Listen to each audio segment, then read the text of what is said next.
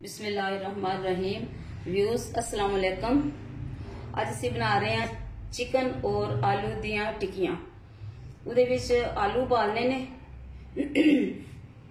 और दूसरा यह कि ਤੁਸੀਂ बनाने हैं ਉਹਦੇ ਵਿੱਚ ਤੁਸੀਂ पाने पुदीना, सब्ज धनिया, सब्ज प्याज और थोड़ी जी ना अदरक। उसके बाद ਜਿਹੜੀਆਂ बोनलेस चिकन है, ये बोनलेस चिकन तुसी उबालनी है, थोड़ा जा नमक पा के उबाल लो और इन्हों तुसी मैश करने तो मैश कर लो। दूसरा इन्हों अगर तुसी रेशे दे बनाने तो रेशे बना के ते रख लो तुसी। ते मसाला जात ने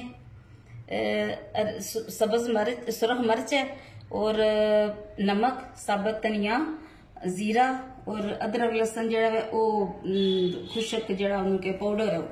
ते ये ऐसी चीज़ां ने कि जिहड़ियां तुसी अपने घर दे विच आम सब्जी आंदी, घर च गोश्त आंदा, घर विच तुसी उहदे च थोड़ी थोड़ी चीज़ां अलग करके बना सकते हो। और रमज़ान शरीफ आ रहा है और ये तुहानूं काम आवेगी इंशाअल्लाह जी। हुण असीं इहदे च पावांगे जिहड़ा असीं अपना बनाया थोड़ा जिहा चिकन उबाल के, उहदे विच सब्ज धनिया, सब्ज पुदीना और गंढे जिहड़े मैं सब्ज प्याज जिहड़ी ओह और सब्ज मिर्चा, थोड़ी जी अदरक ये भी पा देंगे। ਅਸੀਂ ਹੁਣ मशीन ਦੇ ਵਿੱਚ ਬਾਂਹ ਦੇ अगर ਤੁਸੀਂ ਜਿਹਦੇ ਘਰ मशीन नहीं है ਉਹਨੂੰ ਵੱਖਰਾ ਕੁੱਟ ਲੈਣ और ਇਹ ਜਿਹੜੇ ਨੇ ਇਹਦੇ ਤੁਸੀਂ ਛੋਟੇ ਛੋਟੇ अगर रेशे कर सकते हो इस तरह तो ਤੁਸੀਂ रेशे कर लो, रेशे करो दे वो भी बेहतर है। अगर ਤੁਸੀਂ मशीन अगर तेरे घर चॉपर है कीमा बनाने वाला तो ਉਹਦੇ ਤੁਸੀਂ पा सकते हो और बेहतरीन बनेगा। ਉਹਦੇ ਚ एक अंडा भी पैना है। अच्छा ਇਹ ਹੁਣ ਅਸੀਂ ਚਾਪਰ ਚ ਪਾ ਰਹੇ ਹਾਂ ਤੇ ਇਹਨੂੰ ਨਾਲ मैं मसाले भी पा ਦਿਆਂਗੀ जिसकी वजह नाल ये सारा अच्छा मैश हो जाएगा और पकाने विच टिक्कियां बहुत अच्छियां बनन दियां जिहदे विच तुसीं पसंद करो दे। इन्हां नूं पकाना लो बजट दे विच इहदे च मैं पा दित्ता है। अच्छा ये आलू ने इन्हां नूं तुसीं ना मैश करना है, ठीक है, अच्छी तरह मैश करने। इन्हां दी च बिल्कुल गुठली ना हो इन्हां दी के और उबले ऐसे होन ना कि वो बिल्कुल मैश हो जाने। देखिए तुसीं इसे हाथ नाल बासानी कर सकते हो इन्हां। अच्छा ए मैं बनाया है कीमा, उहदे च चॉपर च बना ला के धनिया, पुदीना, हरियां मर्चां छोटी छोटी चीज़ां जो अगे तो मैं दसियां मैं बिच पा दी है, ठीक है।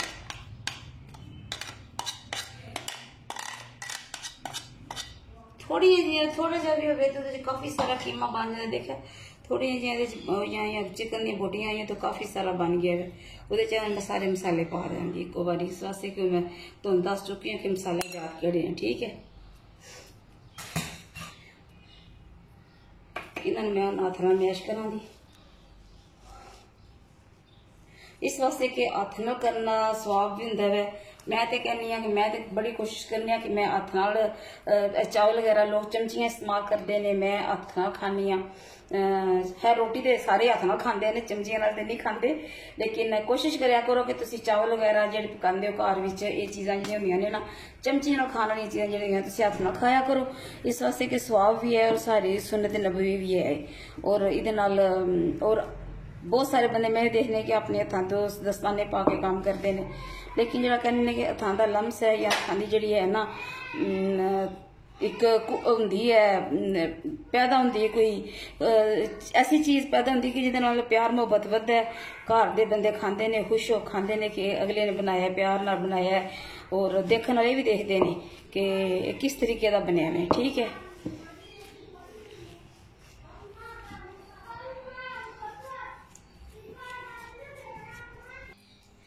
तुसी अपने मुनासबत दे जिस तरह तुसी अपने बनाना चाहते हो टिक्कियां छोटियां वड्डियां जिस तरह बनाना चाहते हो, थोड़ा जिहा अपने हाथ ते तेल ला लो या तुसी घ्यो ला लो और तुसी बना के ते इन्हां नूं ना तुसी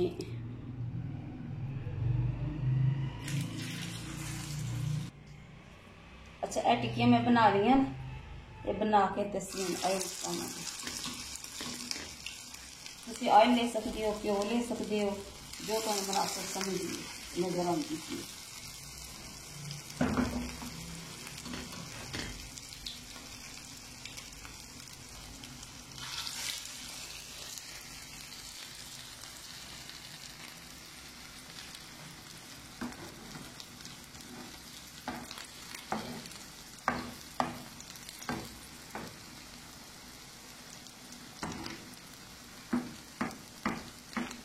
ਤੁਸੀਂ ਸਾਈਜ਼ ਵੀ ਚੇਂਜ ਕਰਨੀ ਹੈ। ਦੇਖਿਆ ਕਿੰਨਾ ਖੂਬਸੂਰਤ ਰੰਗ ਇਹਨਾਂ ਚ ਆ ਗਿਆ।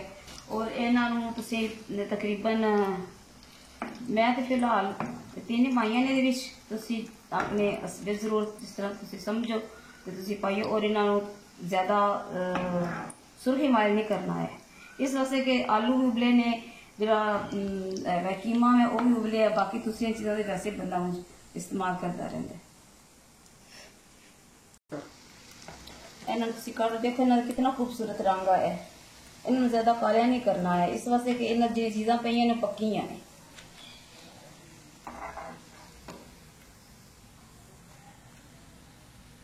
जी ਇਹ ਤਿਆਰ ਹੋ ਗਈਆਂ ਨੇ। ਇਹਦੇ ਨਾਲ ਮੈਂ ਚਟਨੀ ਬਣਾਈ ਹੈ, ਪੁਦੀਨਾ, ਹਰੀਆਂ ਮਿਰਚਾਂ ਔਰ ਹਰਾ ਧਨੀਆ ਪਾ ਕੇ ਦਹੀਂ ਦੀ ਚਟਨੀ ਹੈ।